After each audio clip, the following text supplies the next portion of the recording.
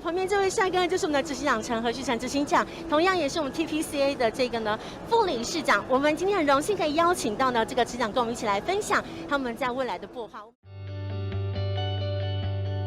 等一下好不好？那这个锦硕的工厂，我们不是成立在工业区，实际上我们是在新屋的附近都是农田。那新屋是以鱼香米这个出名的，所以一开始成立的时候，我们的建筑物希望融入环境，所以我们是以绿色为主。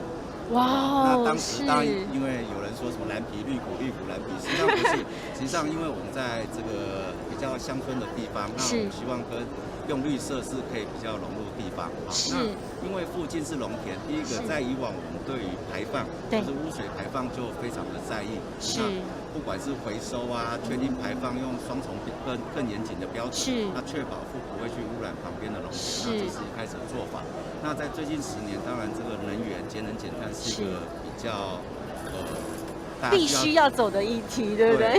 那我们也利用这个厂房的屋顶，那我们就是尽量的去把它摆满所有的太阳能板。是的。那这一块，不管我们的1厂、2厂到我们现在未来的3厂，那这是我目前到目前有做的。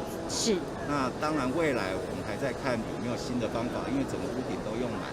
那最近当然也包括氢能源是一个。是未来的趋势，其实还是有待开发。是，对，但是很看好的一个趋势。那目前成本还是很贵啦，对。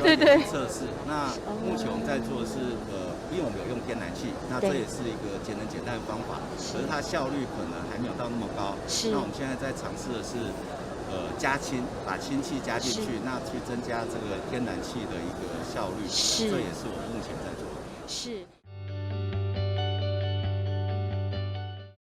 因为中央大学在未来有成立这个 ESG 的专班，那我们觉得这是一个很好的机会，所以在2天前也跟中央大学这边来签约。那未来这个 ESG 的专班，除了针对节能减碳，不管从发电的方式或者材料的方式，那他们因为中央大学是个研究型的大学，那它有各个科系可以一起来帮忙，同时这个班里面也会有。为了未来的管理人才来做一个培育，那锦硕跟中央大学签了大概是一个长达10年的约，那希望未来可以人才如果对锦硕这边有兴趣，不管是专业人才或者管理人才，可以加入锦硕，那一起来达成这个零碳或碳中和的目标。是的，那我想这个锦硕也是台湾 PG 板协会的一环，那刚好是副理事长。那台湾整个 PG 板在基本上它是一个非常团结的一个团体。那在这个 TPCA 在今年在理事长的领导下，我们也成立了这个 ESG 的这个委员会，那由理事长这边来担任这个召集人。那整个的成员当然除了载板厂、PG 板厂，那也包括整个供应链都属于我们TPCA 的会员。那我们就希望集合大家在这个委员会一起努力来达到这个，所以台湾 TPCA 是一个很好的平台来